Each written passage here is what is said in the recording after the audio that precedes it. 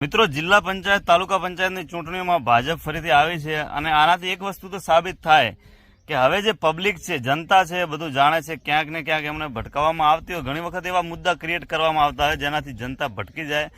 પણ આ વખતની ચૂંટણીમાં આપણે જોયું કે ભાઈ પબ્લિક જે છે એ હોશિયાર નથી તો બહાર આવતી કે ભાઈ કોને હાલો, આ બધાને હા કર્યા જાય અને છેલ્લે જેને વોટ આપવું હોય એને ક્યાંક ને ક્યાંક લાગે, બૂથ ઉપર જ્યારે વોટ આપવા જાય ને એને લાગે કે આ મારું કામ કરશે, આનાથી આ પાર્ટીથી મારું કામ થશે, એમને ક્યાંક ને ક્યાંક એવું લાગતું હોય ત્યારે એ એમની રીતે વોટ કરીને આવતા હોય. બહુ મુદ્દાઓથી ભટકતા નથી. લોકો હોશિયાર થઈ ગયા છે આજકાલ. ઘણી વખત નેતાઓ એમ સમજતા હોય કે જનતા મૂર્ખ છે એને ભટકાવો, પણ જનતા આજકાલ નેતાઓ કરતાં વધારે હોશિયાર થઈ ગઈ છે. બરાબર.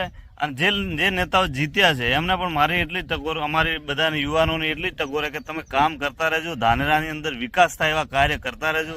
5 વર્ષ ક્યારે જાય ને ક્યારે ખબર જ નહીં પડતી. જાણે હમણાં થોડા ટાઈમ પહેલા ચૂંટણી થઈ હતી, 5 વર્ષ ગયા એટલે ફરી વખત માર્કેટમાં વોટ માંગવા આવવું પડે ત્યારે શરમ ના આવી જોઈએ. એવા કાર્ય કરજો, વિકાસ કરજો અને આપણા ધાનેરાનો વિકાસ છેલ્લા ઘણા સમયથી અટકાયત છે એ વિકાસને આગળ વધારજો.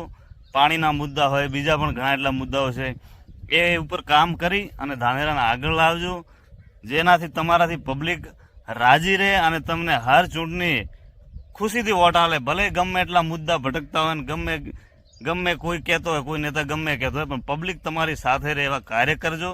બાકી તમને બધાને ખૂબ ખૂબ અભિનંદન.